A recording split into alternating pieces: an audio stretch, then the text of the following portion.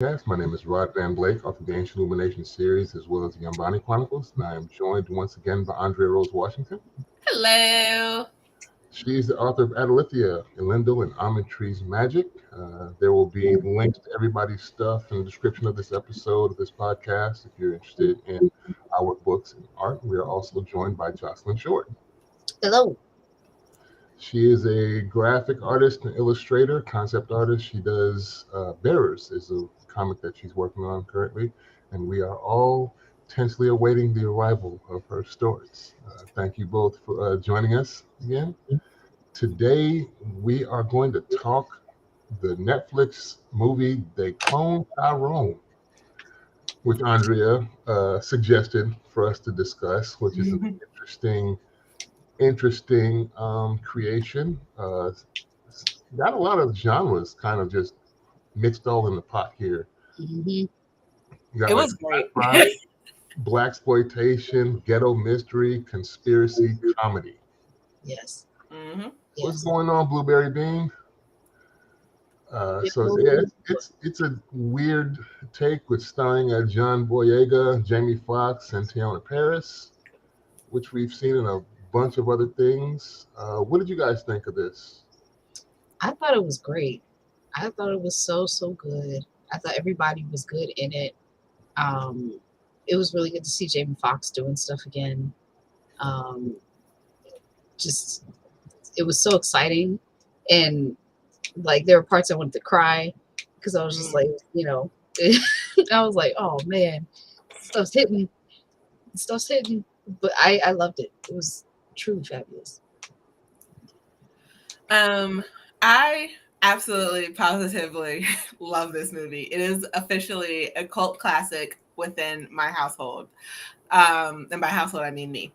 I will say like the first 15 minutes, I was just like, I thought this was a sci-fi. I was like, oh gosh, did they lie? Is it nothing like the whole trailer is gonna be? And then within 20 minutes of watching it, was like, I officially love everything about this movie.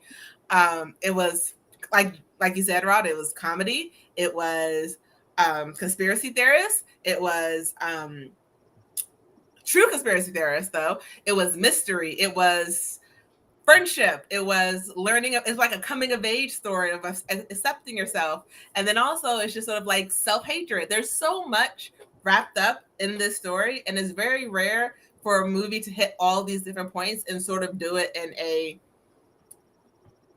an organic way. So I just really loved this movie. I watched it 3 times in a row. The first time I watched it, just because I was like, what did I miss? I know I missed something. I need to see something else. And yeah, it was great. This is going on a list of movies I can watch all the way over without having to skip through anything. Wow. I like every single scene. It's really good.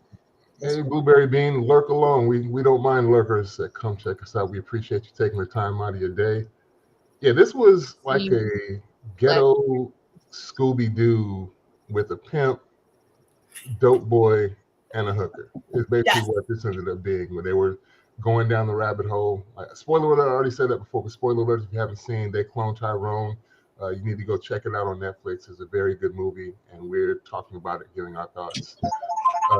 Jamie was kind of crazy. He was hilarious in his role as, I think it was Slick Charles was his name. Yes, Slick Charles. John Boyega was Fontaine, and there were some complaints about, I don't know why, his acting, that he was too flat, but I think he was playing the straight man of the crew. Jamie, was going to be funny the whole time. And the fact that we find out later that he is actually, both of them are clones. Mm-hmm. But since he wasn't 100% like the pure uncut, maybe that's why Fontaine is so flat. You know what I mean?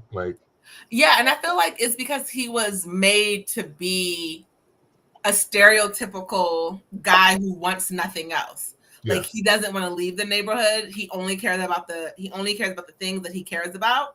And he was supposed to be the stereotype who never leaves the neighborhood, who never sees outside of the 4 blocks he was raised in or whatever. Yeah. And he's like, And I definitely saw that. Yeah, he was a one tone type of person until the end, when he's just like, crap, I'm being exactly who they want me to be.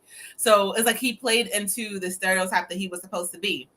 Someone who never left his neighborhood, someone who did not care about the outside world, who only focused on getting his money, getting his fix, lifting weights, and keeping people who also had a special brand of brutality. I had noticed that the first time I watched it. Like the first scene that you see him in, he's like, I think he, not that he kills that guy, but just that he, you know, hits him with a car. Hits him with a car.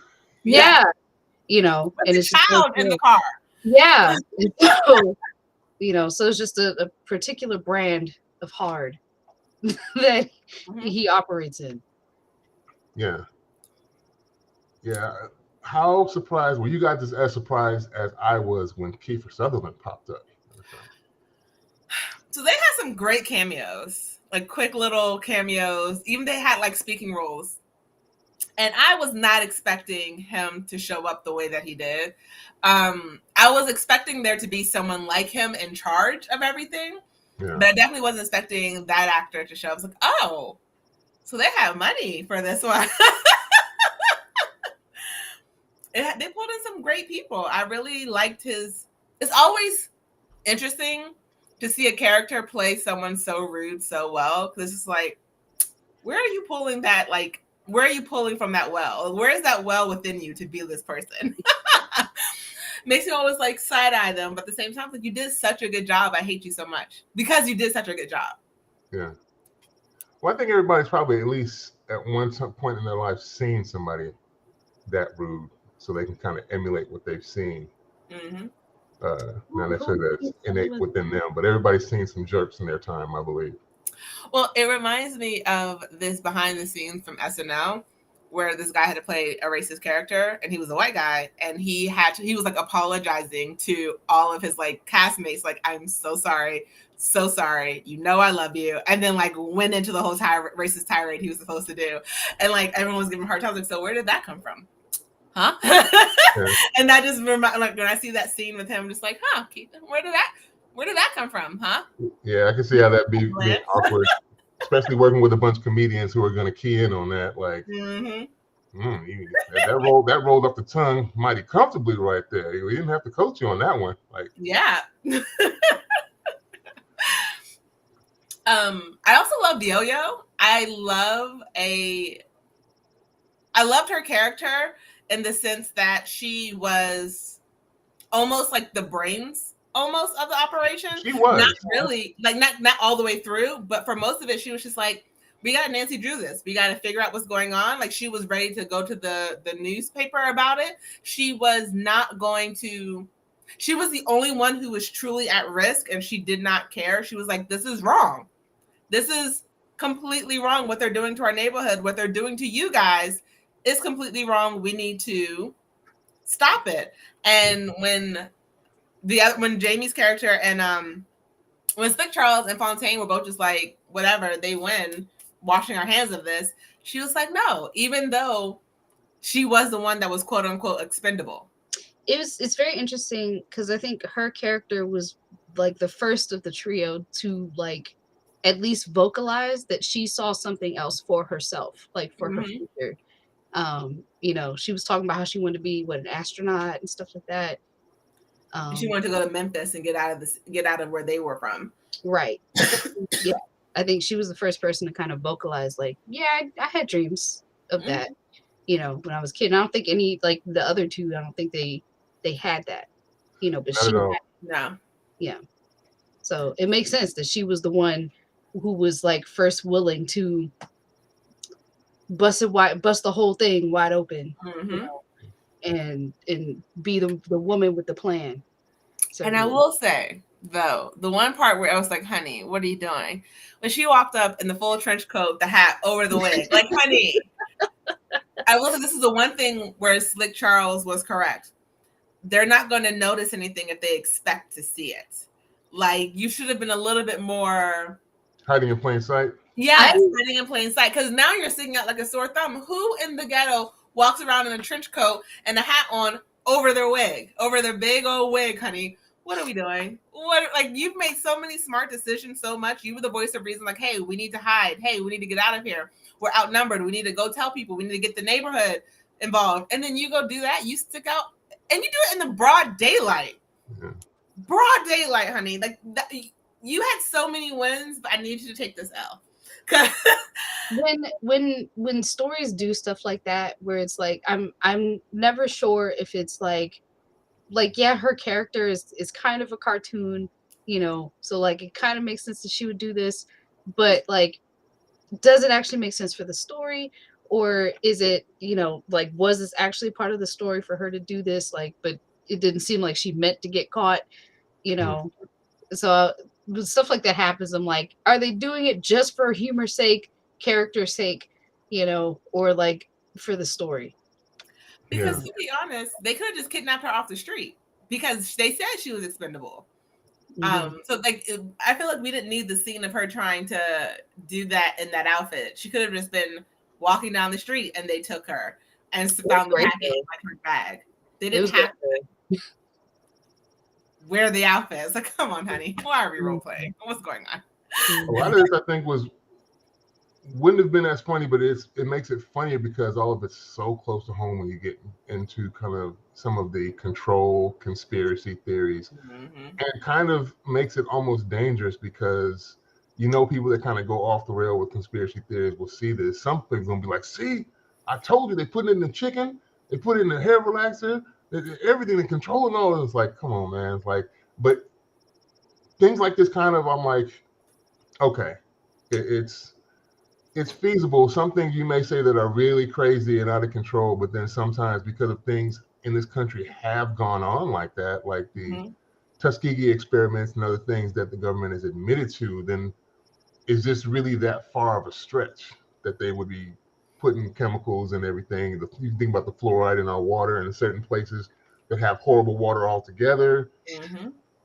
This kind of almost it teeters on that line of what it's saying, and so I think a lot of people are going to run with it. Yeah, the whole story gave me chills a lot of times because I was just like you said, you know, it mirrors real life closely, and honestly, it's kind of timely that we're talking about this particular movie after the whole Montgomery, Alabama fight happened, where like we kind of it like that whole thing to me symbolized us kind of breaking out of the paradigm of like just watching each other be brutalized and not hopping in to do anything about it because we already feel hopeless, and us jumping in was like, no more. No, not today, not this time. No. And that's probably one of the least realistic things, and probably the reason why the code won't be broken, because I don't foresee a large enough group banding together, like especially enemies in different hoods, all deciding to work together to crack this case. I'm like, it's happened before, though. It's happened before. I mean, it started out that way, technically. But it's more of, we can hate each other. It's like, this is our home and we can hate each other. And it's like, I can talk crap about my brother all day, every day. I can call him any name under the sun, but you can't. And the moment you do, I'm going to have to fight you now, because like, no, my brother can say whatever he wants about me. I can say whatever I want about him, because like, this is our house. We're a family. This is our thing. But when someone from the outside comes in and starts like antagonizing us, and you're taking our people, you're taking people from our neighborhood, it's like, all right, I don't like you. You don't like me. But at this moment, we have a common enemy. And so we're just going to take out the common enemy. And then like, hey, tomorrow, let's run back to where we were. But like, it's like, this is our neighborhood. This is where we're from. You don't mess with people within our neighborhood. Only we can. Because like we have that right to. Outside people, nah, you can't come in and do that. I don't think everybody's gonna buy in like that. Oh, everyone's not. Everyone's not. No, like they never have. Like all of us collectively together at once never have. But there will be. I do think it is believable that there will be people on both sides. Going in to help. To the extent where it was funny seeing him on top of in the car in the like yelling how the whole he has the entire neighborhood. We brought everyone together for this, and it was it was just really funny because there are moments where we do come together. Yeah, for sure. I also feel like if a charismatic pimp told me what was going down, I probably would follow him to wherever he told me to go. So Wait. Don't say that again. Did you see Rod's That's what it's face? gonna take. It's gonna take a charismatic pimp. You heard it here first. not everywhere under the sun, but I mean, if he told me who he already had with him, I need to see it verbally. I need to see it physically with my eyes. Right. Just like who's with him. Right. Like, an addendum to my statement. I'm not just gonna blindly follow a charismatic pimp to wherever he going. All right. That's not what I'm talking about. This is not what's going on. This is not what we're gonna do. I don't need to slow down. I need to listen faster. You know what I'm saying? I have to say, one thing I really loved about this movie was how Black it was, in the sense that I can tell, like, this was written by a Black person. This was for Black people. This was our experience, our words, our jokes. It was so much fun watching this movie, because I'll be honest, I don't watch anything that falls in the genre that I call Black trauma porn. I don't watch any of it because I don't like seeing where, like, our race is the reason why we're being in trouble. Like, if we're hurt or if someone's hunting us, I don't want it to be because of our race. I hate watching movies, reading books, ingesting any type of content where the person who is the main character, who is Black, is getting all these issues because of the fact that they are solely Black. And I will admit, that's why in the first 15 minutes of this movie, I was just like, oh, what type of movie is this? Is this going to be a, like, Black pain movie? Like, am I going to have to, like, really feel bad as I watch this movie? And they did this in such a Black joy way where technically it's not, because they are being experimented on. They are being kidnapped off the streets. They are being ingested with these drugs that make them happy and music that makes them like zombies. But at the end of the day, it was like a Black joy movie. And I really enjoyed that. They should have mistitled it. Like, I feel like the title gives too much away just because of that mysterious part. So you don't know. Like, if we came into this not knowing there was any sci-fi element to it at all, and it was titled something else, nothing about clones, and you just get surprised as they slip into different subgenres as the movie goes along. I think that would have been cool. I mean, it was still very well done. I just almost think like the title gives a bit away, so it takes away a bit of that surprise of what you're actually getting versus what you think you're getting when you, like you said, the first 15 minutes, you're like, oh, this is going to just be some ghetto story about dudes trying to get out the hood. Or I will say, I do think it was like, you have the title, They Clone Tyrone, and then you have the first 15 minutes of the movie. And for the first 15 minutes, I was like, we don't have a plot yet. Yeah. But it felt like I knew we were still in for it. Like, it felt like Atlanta. It felt like Black surrealism. And so I was like, okay. And to me, that is the misdirection. Like, the title, it was the title, but then the first 15 minutes were like, we need to build you up, which I appreciated. I was like, all right, I'm interested. Like, I could tell we're getting bits and pieces of what is meant to come together probably at the 30-minute, 45-minute mark. So, and we don't even see Tyrone until the mid-credit movie scene. Oh my God. And then the song in the credits. Yes. Yeah. Yeah, it was hilarious. Oh my God. But to go back to what you said, Jocelyn, about the 15 minutes, I will admit, I almost turned it off after the shooting scene, and he's in the car trying to, like, get away, and the guy gets up. I was just like, nope, I don't want this in my soul. And then I thought I pushed pause, and I left the room to, like, go get something else to drink. And then I came back, and I was like, wait, did the movie restart? Like, how is he still alive? And that's how I kept watching it, because literally the first 15 minutes, my stress and my emotional meter of, like, seeing us being killed on camera, I was just like, I'm not watching this movie. And I literally thought I pressed pause, and I was like, I'm gonna go get something to drink, because I was watching it during the workday and I was working from home. I was like, I'm gonna go get, like, another cup of coffee or something. And I came back and it was running, and then I saw that Fontaine was alive again. And Jamie Foxx's character was just like, you were just here yesterday and you were just shot. Like, how are you alive? And I was like, oh, okay. So then I had like to rewind a bit, but I'm glad I stuck through it, because at first I was just like, I'm not going to watch this. I don't want to watch us be killed on camera. I just can't do it. Not for like something that's supposed to be entertainment. No, I get it. Stuff like that is becoming increasingly upsetting for me as I get older. Like, I don't know if you guys saw, and I won't get too far off track with this, but I don't know if you guys saw Swarm, the Amazon show that Donald Glover made. Well, there's a death in there that just oh my god, there was a death in there that upset me, and I didn't expect to be upset by it, but it really upset me because I just didn't expect to see it, and now I'm just kind of like, man, I don't really I don't want to see this anymore. You know. So. I'm glad this movie was not like that, because I went in thinking it was going to be like an uber sci-fi type movie. First 15 minutes, like, oh, this is not that. And then the rest of it was such a unique take that I was like, I'm glad I didn't hit pause when I thought I did.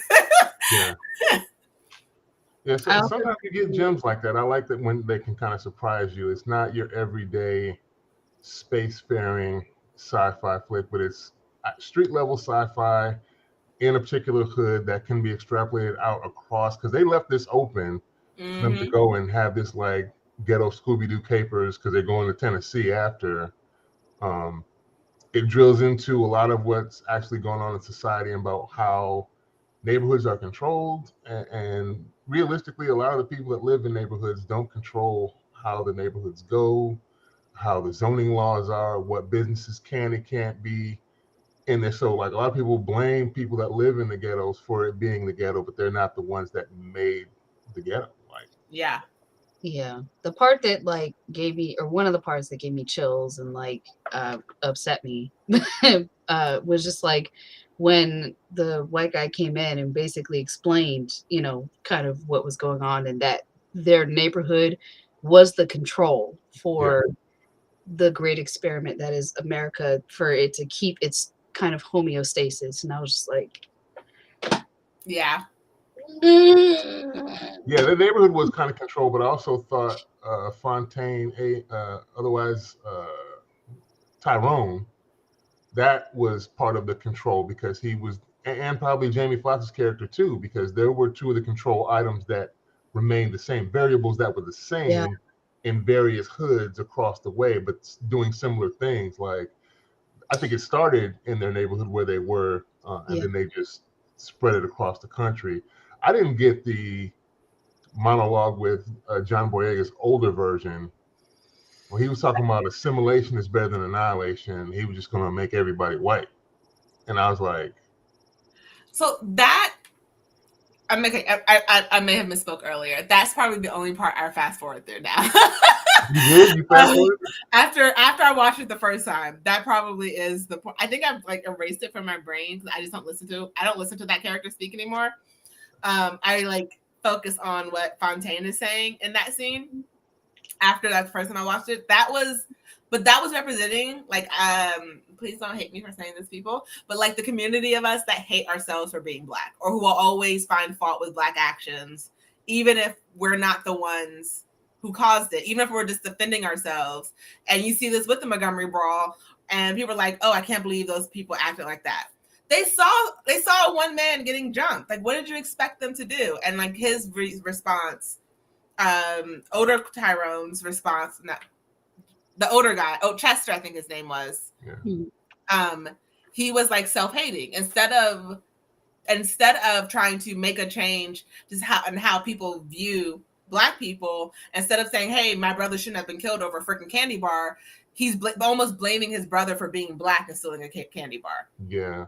And it's just like kind of a missed opportunity to me, because I thought they should have went the opposite way, which would have been funnier and probably for a certain audience worse. But I think they should have went the other way. If you're going to assimilate the other way, because let's make us all brown people and see what happens. Okay, I was like, wait, what do you mean the opposite way? Okay, yes, no, yeah. It would have made more sense for his genius to be used that way. To be like, I wanted to make them all like us, so we were never in fear. Yeah, I viewed kind of his monologue and his essentially poor solution as like, you know, there are like smart people who have very poor insight on the issues that they try to enact, with their scientific knowledge and their level of intelligence. And a lot of times people like that, it's like they're so smart that they forget their own humanity and and other people's humanity. And it just felt like another example of that, but like in black. Yes. So, that sounds a little, not to be funny, Ben Carson-ish. yeah. Yeah. And so it's upsetting because it's like, you watch it in a movie and it's like obviously a poor solution, but it's like also very realistic for I mean, not that actually necessarily happening exactly that way, but like how someone can formulate that conclusion, like this is obviously what it has to be in order for Black people to have peace here and all this kind of stuff. And it's like, where are you, man? Like, what? Where have you gone? Where are you? So, do y'all remember the only part in the movie where Fontaine smiled? Was it when he was eating chicken? The chicken? Yeah. Oh, did y'all know the backstory behind that? What? So during that scene, the actress who plays Yo-Yo, Tim Paris? Yes, her and John were in the interview. No, it was her and John. They were in the interview like before like the whole strike happened, explaining the movie. It's like there was a scene where it was the chicken, where they were eating the chicken, and they had shot that so many times. And she was like, her and Jamie were just like, yeah, this chicken's cold because it's been sitting out all day, but you have to film it so many times. But John was just tearing into his chicken, and we didn't understand why, because he had fresh chicken delivered for each scene. I saw that. So he was eating hot, fresh, fried chicken while they were eating the. Oh, that's dirty. And they're like, you couldn't share? Oh my gosh. I also want to kind of point out, this is aside from the chicken scene, but I wanted to point out, like John Boyega's character in this movie. I felt it just was like it very apropos that he played this role, because I feel like this character arc in this particular movie was what he expected the arc that he was meant to play in Star Wars, like kind of what it was supposed to be.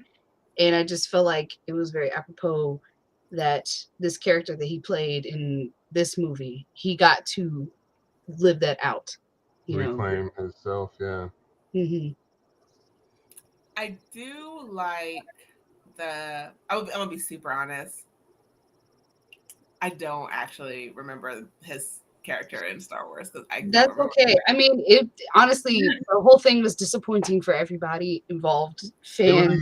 It was a huge bait and switch, basically, with him because of all the marketing that they put up that he was going to be a Jedi.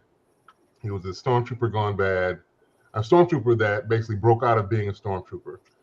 And then he wasn't even, in the last film, he wasn't even unique within the universe because they found another one just like him, but she was female and possibly Lando's daughter, so his story wasn't even unique within the story. But yeah, he does get to break out of his shell as one of the clones of Tyrone. What do you guys think about the code word that they had to put the clones under mind control? Like, what was it again? You mean like the words itself, or just the fact that there was a code word? The fact that there was one. That it's something I think that's needed, like quote unquote, like it's awful, but it's like, you're still my creations. Like, you're not human, so I can still stop you if you want to rebel against me. So it's like a necessary evil, but it was still awful. I don't know if you guys have played BioShock or know about BioShock, but it reminded me of, okay, so do you ever intend to play BioShock? No. Okay. So in one of the biggest, the kind of plot twist in BioShock is that, spoiler for anybody who hasn't played it, but it's the plot twist is that your main character is under mind control, and he's under mind control by a term that's being used by the guy who's in your ear, kind of communicating all of like how you get through all the stuff you're navigating through. And he uses a phrase called "would you kindly" in order to keep you under control. So every time he gives you a directive, he adds "would you kindly" to it, and that keeps him under control. And it like that reminded me, like as soon as I saw that in the movie, I was like, it's BioShock.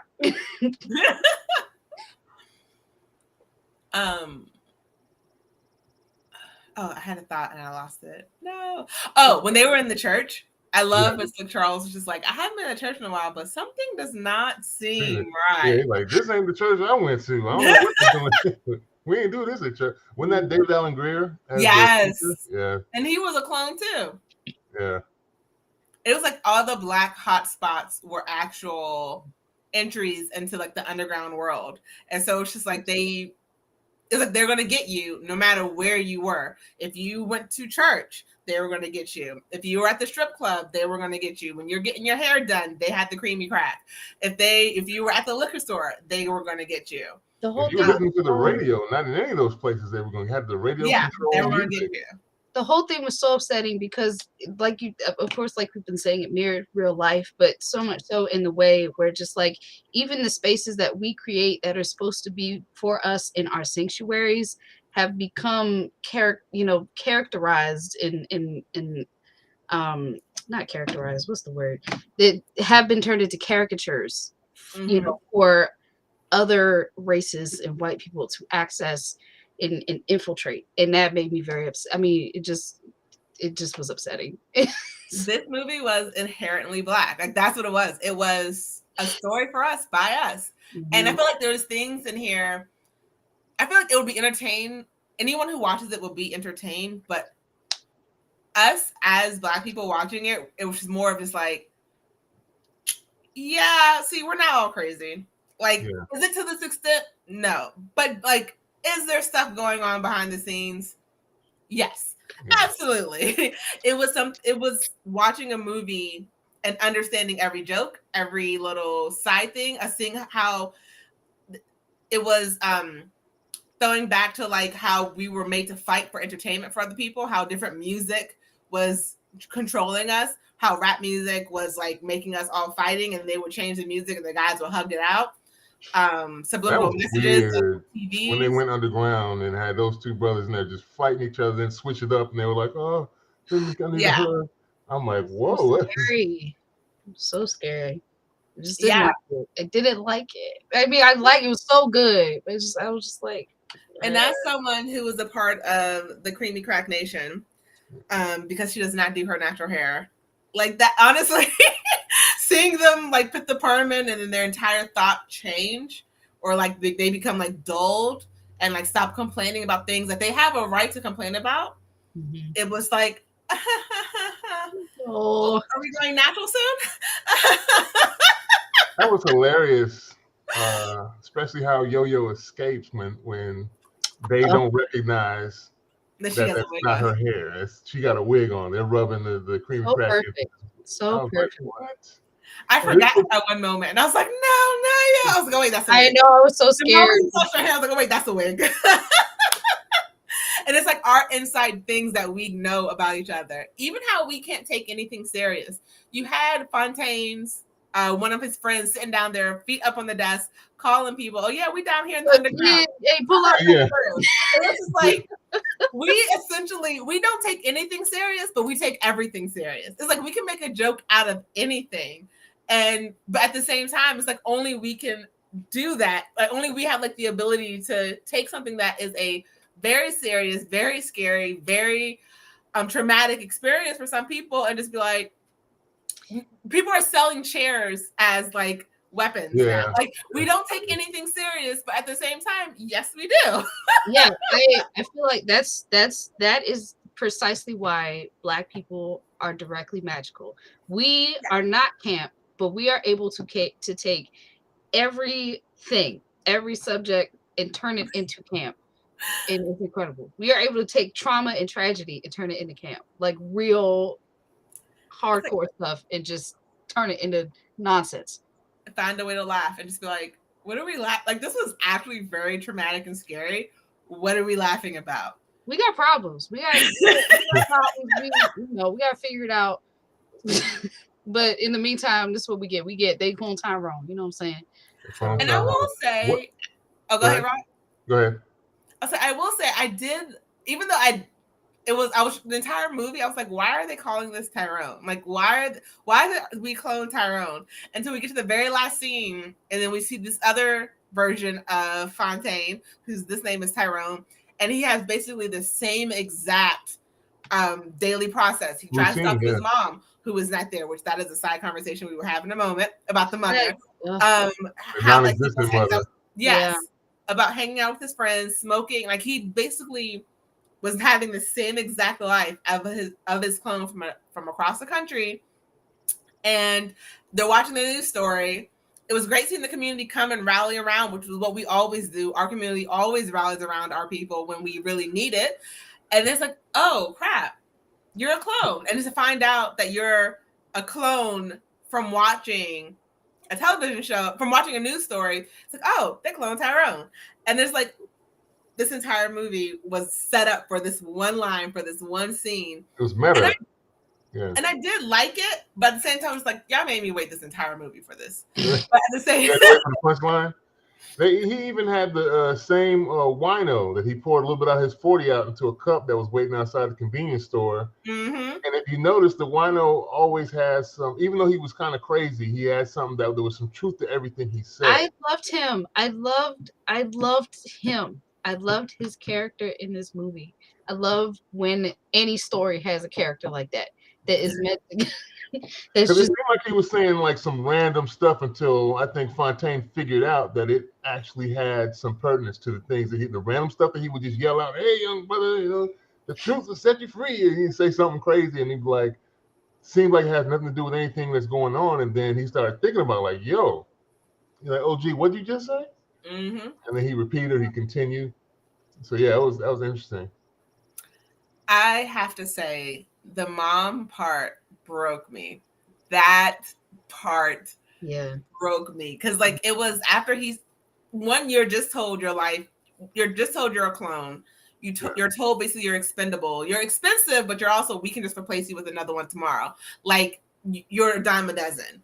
It's sad, but it's like, I'm just going to live like it. Fine, whatever. I'm just going to do my thing, do my daily activities, whatever, keep to my agenda and keep it moving. And then to find out that like the woman, like his mom wasn't real. Yeah. And every day he would check on her. Like, he was still like a good son. Because he's like, "Hey, mama, do you want me to get you anything? Are you hungry?" Like, he checked on her every single day. Multiple times a day sometimes. So, no, I was out there. I was good. I'm good. And I'm still full. Yeah. And it's like, sometimes you have, like, in this day and age, in the house I live in, like, I could go all day without seeing one of my parents, because like, if we're all in the office or our bedroom with our door closed, it's like we're talking through the door, talking through text, and it's like you're sort of disconnected. You don't even realize you've never actually seen her in person, but you keep hearing her voice, so you think it's okay. And it's like, okay, until like you actually try to get into those, let me in, let me in, let me in, let me see you, let me see you. And I have to say, I maybe slightly dead inside Andrea might have teared up a bit. Uh-huh. That scene actually broke me. I was like, I felt so bad, because it was showing that he did have emotions. It was saying that he wasn't just a carbon copy there for someone else's experiments. Like, he had feelings, and he loved his mom that he thought was real, and to find out everything in his life is a lie. Everything. Like, he literally has no other connections like on this earth, really. And yeah, no, I almost cried. I really did. I teared up. I was like, oh my God, please. No, she has to be real. She has to be real. The whole thing was deeply traumatic. I mean, can you imagine, like, you have all of these emotions, well, not emotions necessarily, but like memories of stuff that is supposed to be your life. And, and if it all feels real, like you've experienced it, and then you find out it is a simulation, really. Like, oh, I just I felt bad for everybody. I felt bad when Jamie Foxx's character found out he was a clone. You know, I was just like, man, his world is shattered. You know, because he thinks he's on top of whatever he's got going on, and you know, He was the pimp of the year in 1990. yeah, he's like, is that was fake. He knew that was fake. That's why he was like, I ain't never win the player ball, did I? I was like, no, I was saying that was his thing. He always said I was a player or pimp or whatever the thing was of 1993. So like that was his thing to find out that wasn't even real. Yeah. Because no one tells him that, but he finally admits it towards the end. He looks at oh boy, he's like, I didn't go to the players' ball, did I? And they just kind of look at him. I don't think anybody even says anything to him. They just let that fall. What are we rating this? I'd say a 10 out of 10. I would say it. I would watch it again and enjoy it and all of that. Yeah, I gotta agree. I gotta agree. Even though there is a scene that I just don't like, it's the self-hating part. Yeah. I still watch this movie from start to finish, and I do not get bored of any scene. It is enjoyable. It's being downloaded to live forever on my phone. I do. I give it a 9 only because of what you stated, because I felt they should have twisted that last screw and had him go the opposite way. Okay. Yeah, I will say, like, whenever Black stories have antagonists like that, I am always curious, like, is this like a failure of imagination, or is it just this is what's closest to reality, and so we're gonna write it in here, you know? Because like you see villains like this, and it's like, yeah, okay, I get your reasoning, but it's kind of poor reasoning.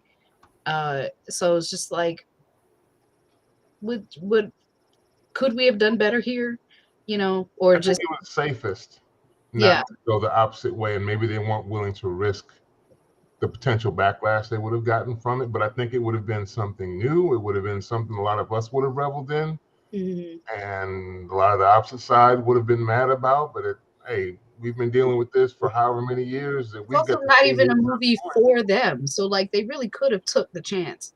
Yeah, this was for us.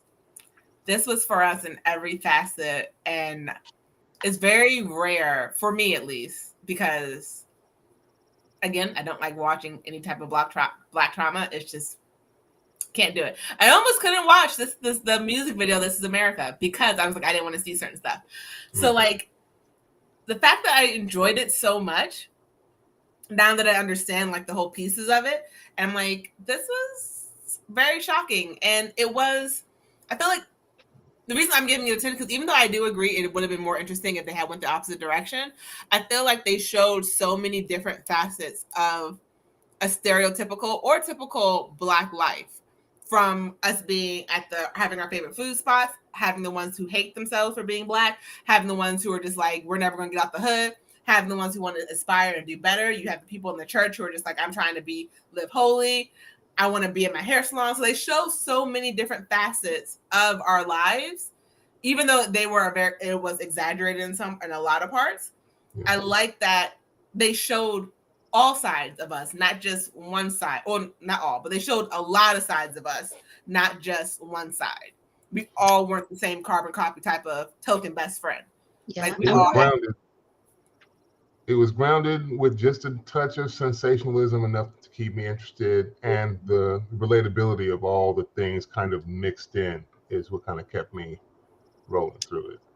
What did you guys think of the ending where the Fontaine shows back up and his life is started all the way back over again? What did you guys think about that? It gave me like Groundhog's Day vibe. Like, now it may come in the question of, did they solve it? Yeah. Or was it all on his head? And that's another kind of twist that could be taken there. So I don't know if like you said, he wakes up and he starts his life over just as he had however many days before in a row. Did the stuff that happened prior actually happen? Or was that all some drug-induced dream that he had? Do you mean the Fontaine that they tied up in the hotel room, or the one at the end who was shot, who killed the older version of himself, the original version of himself? The one at the very end, like right before the credits. Oh, the Tyrone. Mm-hmm. Oh, is his okay? Yeah. Yeah, it's interesting. I don't really know what to expect from him. Yeah. I will say, huh? No, you go ahead. I will say the other three going to like Tennessee, Slick Charles Fontaine and Yo-Yo, that gave me. If you've ever watched the movie Guns Akimbo with Daniel Radcliffe, and it like the ending is like he's going about now to like take down all the other cells, and it's like I feel like that's what they're doing. Like that's what they're gonna do. I feel like this one. Yeah, that's what I thought. But with Tyrone, I feel like it could either go, man, I'm a clone and nothing ever happens, or like he's gonna look more into it and try and figure out what's going on. Like, where is that version of the underground here? Let's find it. Let's put a stop to it. Because having more people in this neighborhood are also a clone. Yeah, it scared me a lot because I thought, everything had been busted wide open. I thought they killed all of the clones, and I was very disturbed to see that everything in Fontaine/Tyrone's house had been the same as it was, and I was like, well, where is this? Like, is this just a repeat kind of neighborhood of this? Is it another copy of the same exact neighborhood that they've replicated somewhere else? Well, Tyrone, I think, was in LA. Yeah, Tyrone's in LA. Yeah. Oh, okay. You can barely see his clothes, the music changed, the scenery. And yeah, he was in LA. He was in LA, and oh boy, the original that they cloned him from was saying in the hood, suburbs, and barrios. And barrio means valley in Spanish, which I know that's what they out in Cali. That's what they call their hoods. They're in the barrio. So yeah, he was in LA. Okay. So they had the same thing going on out there. That I think I'm with you, Andrea. I think they're going to have their, like I said, my ghetto Scooby-Doo adventures. They're going to leave to Memphis and start. Let's see what else we can find on the trail. Gotcha. And I do have to say, Jamie Foxx has had a habit of making these movies on Netflix that make me want a sequel, but at the same time, I don't want a sequel. Because like sometimes sequels don't always live up to the original, and they just cause sometimes more problems. Yeah. But this is like his third or fourth movie on Netflix where I wanted a sequel from because like it's such an open source world where you do have technically material for another movie. They're going into another town to put something else down, but at the same time, it's just like, sometimes is the story going to be as good the second time around? Sometimes or you can even localize it.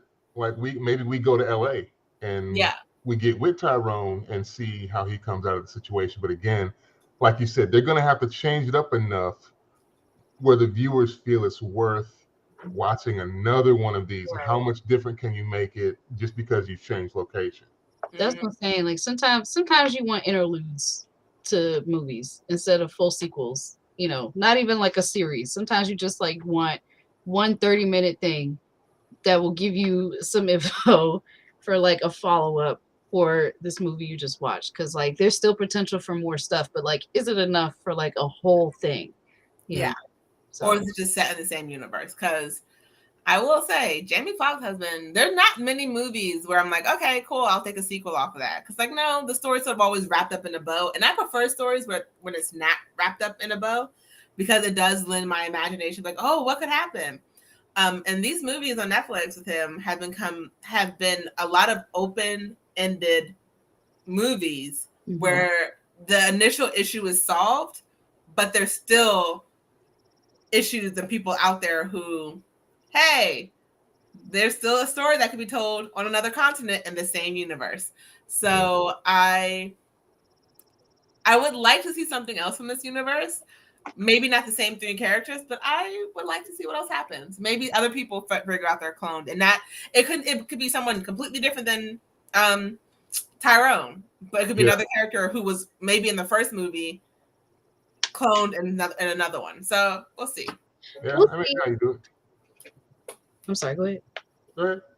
I was gonna say what I I guess hope for and don't hope for is like the multiverse kind of concept is becoming played out.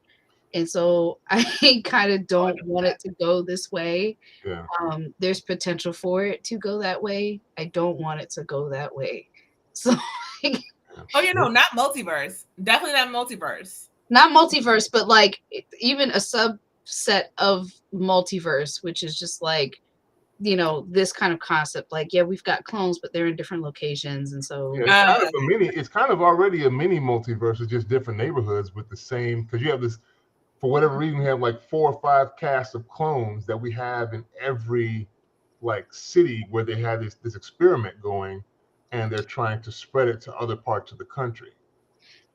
you know what, I will say, if they do choose to, you know, make this like a full thing, like either a trilogy or like a full on, you know, series or anthology or whatever, I just hope they have the ending figured out. I just don't want it to go off the rails because it's kind of has strong potential to go off the rails. That's all. They don't want to get sequel baited to death Mm-hmm. over and over and over and over. I mean, I love the Fast movies, but and I have seen all of them in theaters because I always will. Hey, we have to have a watch session. I told you I only seen one, and guess which one? I think I blocked that out of my head because I want to say Friends.